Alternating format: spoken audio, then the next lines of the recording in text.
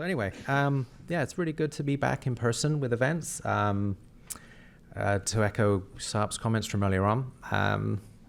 And on the way down here, I kind of realized that, it's 10 years since the last time LUG was in San Diego. And so sure enough, I had a long layover in Vancouver, and I started poking around at the old agenda and realized, a lot of the names were still the same. People were still active in the community, and maybe they'd moved companies 2 or 3 times since then. I felt like, it's still around.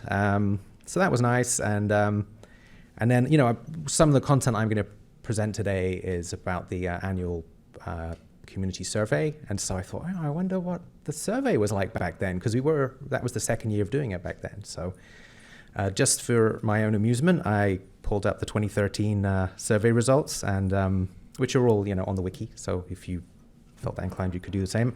And so I will sort of do some comparisons as we go through here, just where that works. So yeah, as Megan said, I'm sort of one of the co-leads of the Lustre working group. So that's been going for quite some time now, focusing on any activities around the Lustre community releases. And, mostly we have every other week we have meetings, and most of the time it's attendees from Whamcloud, Oak Ridge, and HPE. We do get the occasional other drop-in from other companies, but that's sort of the core group. But I think the key thing is anyone is open to anyone can participate, and really do sort of look to encourage broader collaboration. So while we're here, keeping with the networking theme, if you've got some ideas of things that you would, which would make you more inclined to get involved in the LWG, I'd be happy to chat with you, breaks and the social events, etc., about that. Anyway, so the stuff's on the wiki about the working group and all the minutes of the meetings, etc. And specifically the community survey, all the historic results are stored there for posterity. And I will, after this talk, I will upload the 2023 results in that same spot. So as you can see, we had similar sort of turnout this year. We had a slight uptick again on last year's survey, but we're back down to the 2021 level. It's still sort of pretty within the range of comparable. Usually for the sort of results, when I'm doing year-on-year comparisons, I'll do a percentage, so it's more comparable. And consistently we sort of send this survey around sort of late February, March every year, and sort of it's on the mailing list, so it's exposed to a similar sort of portion of the community. And as usual, when I'm talking about this, I try and plug people participating from user sites, so we get the best picture we can about things. This really does help us with our decision making about where to prioritize things for the releases. So first up, this is about who's using Lustre working with a vendor, say, versus just using open source Lustre and maybe using the mailing list if they need some help.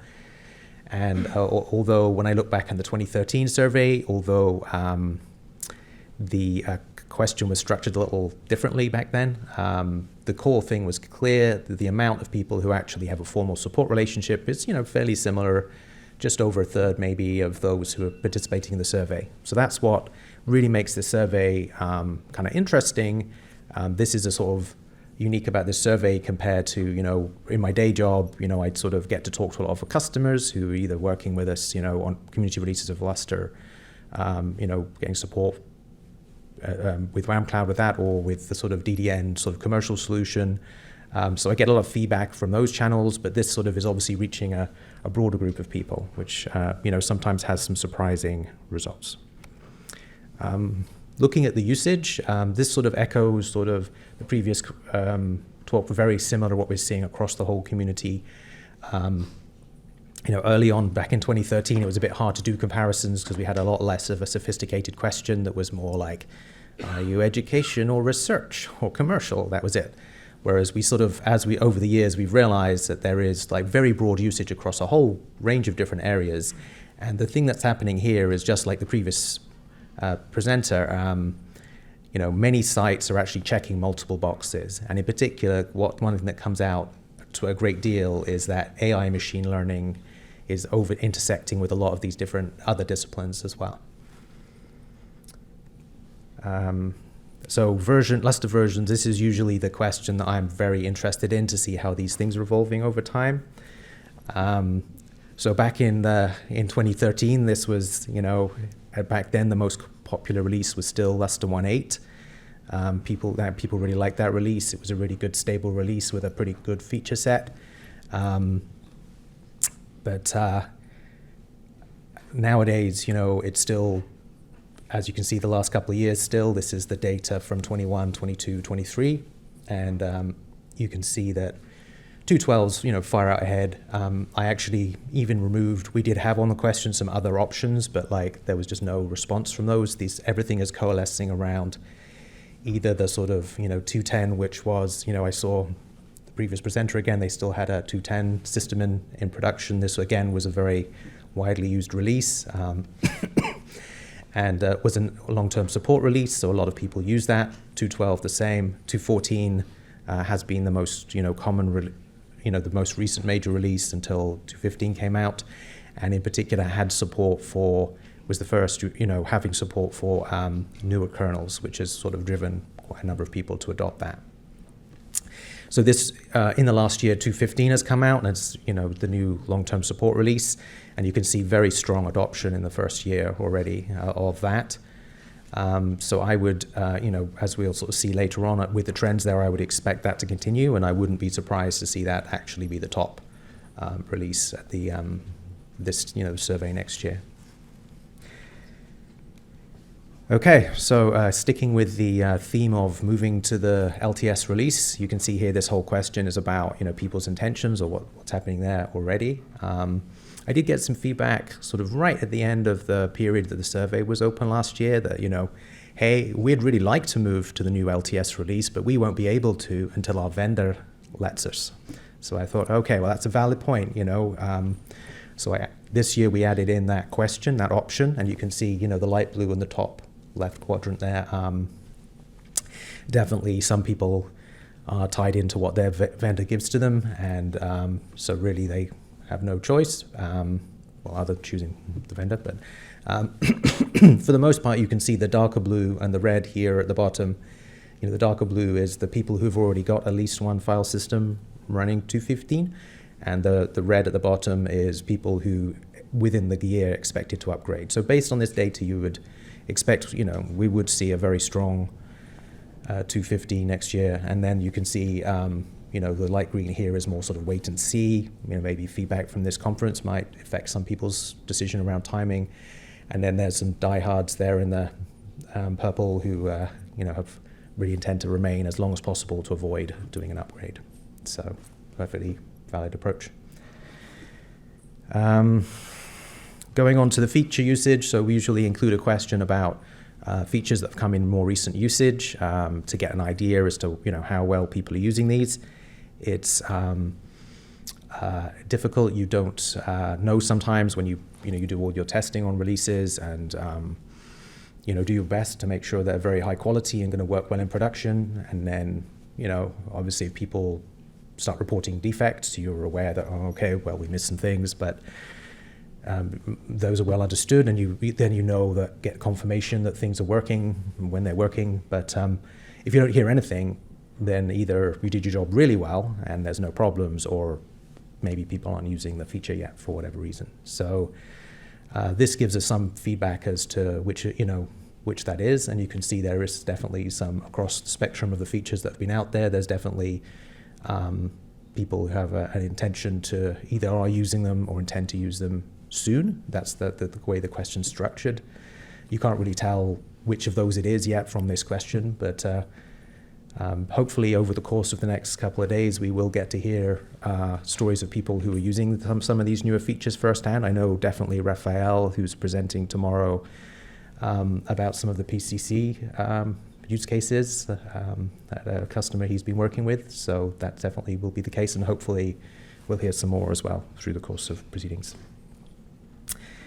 And then thinking back to when I looked at this equivalent question back in the 2013 survey, it was funny, almost every feature, I was checking them off as San Diego presentation went through, like every feature that was mentioned, even Lustre on ZFS, didn't exist back in the 1.8 release. Like we really have, a lot of things have come on, all of the, the D&E scaling, data on metadata. I'm trying to think of some of the other ones he mentioned, but a lot of things have changed over the last 10 years. And okay, so the Linux distros, there's definitely been a lot of discussion around that, and I think we've really suffered from not having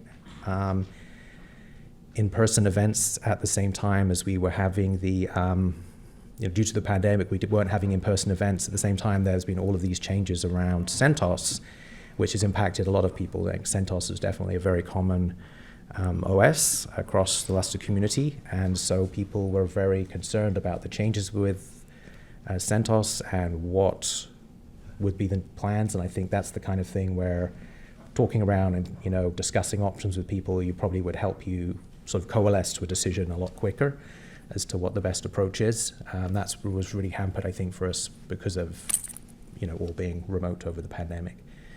But you can see this is actually very similar data for the large part to last year's data. Still Red Hat 7, when I say Red Hat 7, just to be clear, it's all derivatives, whether that's CentOS for Red Hat 7 or Rocky or Alma for Red Hat 8. But we've actually seen Red Hat 8 options really increase, and so there's a much smaller gap to RHEL 7 for servers in this survey, and I expect we'll see in the next survey that RHEL 8 will perhaps even overhaul as more and more people are running 2.15, which will be on a RHEL 8 derivative. And in 2013, it was all about whether you're using Red Hat 5 or Red Hat 6, so different times. But so here with the clients, again, similar pattern, but the gap, even more so, a lot more people are running Red Hat 8 on their clients already, so it's a very, very small gap there. And and Ubuntu 22.04 on the clients as well is a very popular choice. In fact, that's reminded me, seeing that, you see Red Hat 9 starting to get some traction as well, still not quite at the Ubuntu levels, but, still fairly noteworthy. This was one thing on the servers, just skipping back there, that did puzzle me, so I'd be interested to hear about this, if anyone could enlighten me here, is we got, we focused most of our testing on a primary distro, just for, just to give people better clarity around where we focused our testing and to limit the options. We've got limited amounts of QE time and resources, so we want to sort of make one thing work really well. And then there's definitely people who have their own favorite OS who put some extra time into testing and making that work, and that's, fine that people have more choice, but they're not, obviously there's different expectations. And so what I was quite surprised at was there was a number of people who answered, over 10% said they were using Red Hat 9 on their servers. So this surprised me because I didn't think it worked yet. So in fact, I could see the patches where it landed. So I was, and if it was just one person, I would just say, well, okay, they maybe got a bit confused about whether this was clients or servers or something. But this was quite a few people, so I'd be quite interested to know if you're in that category. If you could just explain to me, because maybe that's something which, we should be aware about, and maybe it's something we can include more in our testing if there's something we're not covering at the moment. Okay, so back on to the overall analysis of this survey. So, as I said already, I do expect to see 2.15 vying at the top with 2.12 in the versions next year. I think whether it completely is first or if it's just very close will just depend on, I'm sure we'll have very increase in our 2.15, but it's just a question of to what point does 2.12 start falling off, and so, what we saw when things transitioned from 2.10 to 2.12 was, people often would have both running in tandem still. They'd have, a number of file systems, and some would be, the new one, and more, there'd still be at least one running the older one as they went through that transition and gradually, delay the risk, basically increase with like less mission critical systems to do the upgrades and get more confidence before moving everything over. So I expect we'll see something similar with this as well. And then there was also a question in the survey about, what is it that gets you to use a technology other than Lustre? What features or capabilities make you consider using something else? And so these questions are sort of open-ended, and some people just skip them. But we did get good amounts of answers, and as usual, they're very diverse. The answers are maybe directly opposing each other sometimes. People have different requirements. So usually for these kind of things, I do a filter of like, if at least 3 people have asked for it, there's something worth examining, right? So I've pulled out the things that met that criteria here. So NFS was one of them. So again, this was, Lustre does have a capability to do NFS exports. So it's just like, what's not really clear is that maybe people are unaware of that. So we need to make that, make people more aware of what exists today, or is it just that what exists today isn't good enough? And so, that would be good to get that some distinction there. S3 interface definitely came up from a number of respondents. And I know there's a number of vendors who do provide something in that space. It's definitely, not something that's sort of out of the box available in the core sort of Lustre offering. So I can definitely see why that came up. Small file I/O. I mean, we have done some work, as was mentioned before, with data or metadata being one of those things. And we do have development that's underway that Oleg actually will present about the metadata write-back cache, which will really help in that regard. And then snapshots came up a few times. So we do have snapshots again for those on ZFS. So maybe this is just as simple as people who are using LDiskFS would like to have an equivalent. But at the same time, I'm aware that there's understanding the use case that you're wanting to use snapshots for is very important here. Like, you're wanting to have user-driven directory-level snapshots, or you're wanting a whole file system snapshot. So you're looking to have some kind of disaster recovery type mechanism that's off-site or something. These are all kind of different use cases, and so yeah, it would be really good to get a bit more, understand a bit more what people's usage are. That's and what it is they're using instead, and how that fits their needs. Okay, so switching gears a little bit, so just a sort of a bit of news about what's going on with the community releases. So 2.15 now, definitely the LTS release. It's almost been just over a year now since it came out, and we've had a number of different releases providing updates, support for new distros, etc. We're expecting a 2.15.3 release to come out in the near future.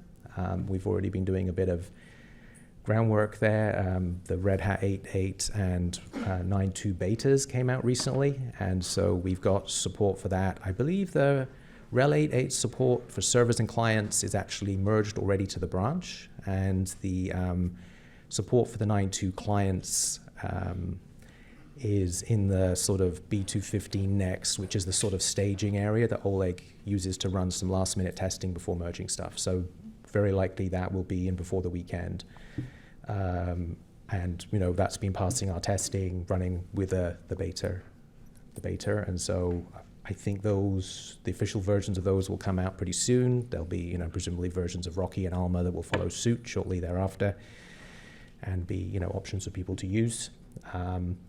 So we're definitely, what's there, certainly on B2.15 next, is probably pretty close to what we would consider an RC1 for 2.15.3. But, if you think there's something that's important that's not there at the moment, then please speak up and let me know over this time, and we're happy to give that some consideration. Our intention always with these releases is to make them as useful to as many people as possible, something really stable that people can feel comfortable to upgrade to, but gets you all the most important defects, support for the newer versions of distros, etc. Okay, so I better pick up the pace a bit here. 2.16 is the major release we're working on at the moment. That should be out sort of maybe Q3 is what we're hoping at the moment. We've still got the two main features that are coming in. Well, actually, one thing to say is we recently made a decision at the LWG to switch to RHEL 9 servers for this release. So this release, when it comes out, will be the first official release that will have support for probably RHEL 9.2 by that time, servers. Feature-wise, James Simmons is going to talk about IPv6 support in more detail, but just to say that's a really big change coming soon. In fact, I also saw a presentation from LUG 12 when I was poking around on the website that said, it was entitled IPv6 support is long overdue, and that was 2012. So I don't know what it is now, but and then that's like a huge amount of change, many patches. A lot of it went in, even some of the groundwork patches went into 2.15. Much more of it will be in 2.16. To get the basic functionality working to be feature complete, which we're aiming for by the end of this month now, May. There's, I think, 9 patches that were on the Lustre side, and I think 7 on the LNet side. I didn't have the data when I submitted the slides, but so that sort of will burn down over the course of this month. On the improved stat ahead, which is the first part of that metadata write-back cache, which I'll go to talk in more detail about, there is actually now down to 1 patch left to land. The other patch, there were 2 when I submitted the slides, but 1 landed over the weekend. So that's very close to being feature complete. Just here's the roadmap from Lustre.org. So we do a major release about once a year. Just a fairly mature feature set, and we'd rather have a release come out and be really good and solid and have some value than to just sort of spurn lots of cycles on things that are, probably people are not going to bother with using if there's not really much incremental on there. Andreas will be tomorrow going into more detail about future releases, so I'll probably leave that to him, but definitely there's some interesting things coming 2.17. Colin will be talking about compression as well, so that's another interesting thing. There's no shortage of ways to contribute if you're motivated to do that. So yes, ranging from contributing on code, and we had a pretty active developer day yesterday with some people who stepped forward, novices who were interested to get their feet wet with Lustre development, to sort of participating in that, which was great to see. Helping with docs and updating stuff on the wiki. If you know the docs are wrong, you probably can help identify that. That's a very low bar to sort of get involved. Be involved in the LWG, fill out the survey when it comes round, come to events like this. All of these, join OpenSFS or EOFS. All of these things all help make part of the community and help make Lustre what it is. And then just to summarize, we've got 2 releases coming out in the near future. First up will be 2.15.3, which will be like an LTS release, and then the larger major release 2.16 later in the year. Okay, so questions now?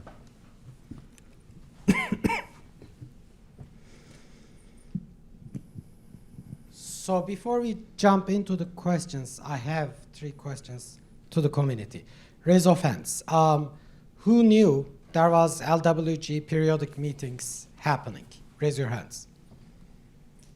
Okay, LWG meetings are a thing. It's not MIT, it's not Yeti. Those things are real. Those things are where the community decides how we progress from point A to point B in developing Lustre. So please attend.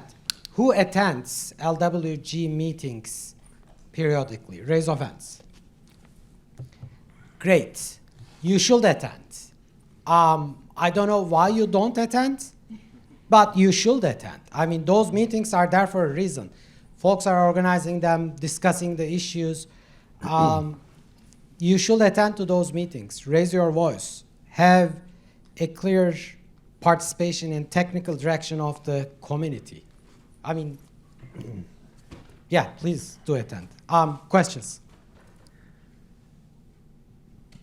Thanks, Peter. You talk about RHEL 9.2, right, in the roadmap, and currently what's supported is RHEL 9.0 for the client, right? So what about RHEL 9.1, which is available today?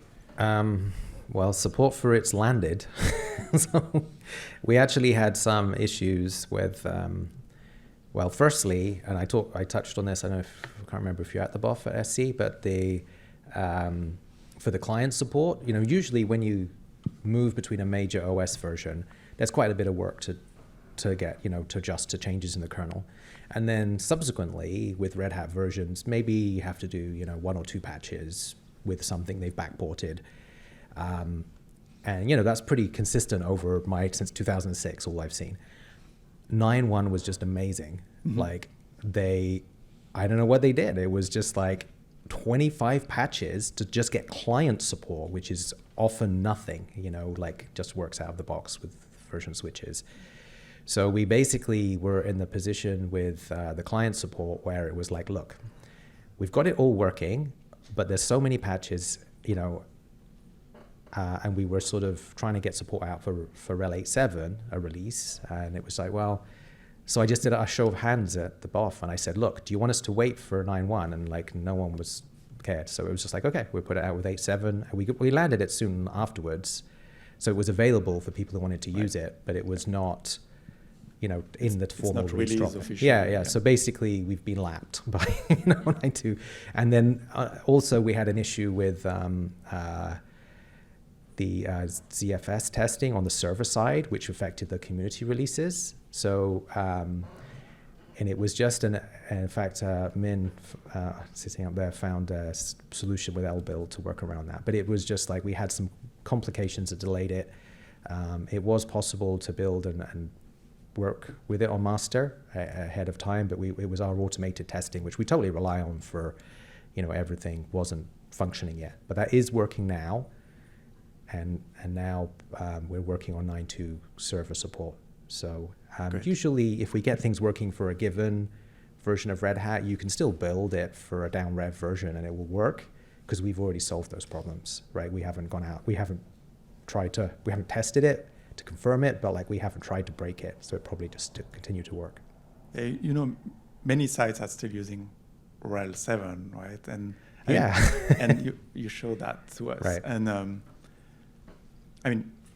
I know other sites and us, we the plan, if we are going to switch to a new distro, we are going to 9. Mm-hmm. So it's really great to hear that 9.2 support is coming even on the server side. So Right. Yeah, so 2.16 absolutely will work with RHEL 9. Yeah, thanks. Any other questions? Okay, and if anyone's shy, I'm happy to chat on breaks with any questions. So. Okay, then we have a break for half an hour. Be back here at 11 for more talks. Thank you. Thank you, Peter.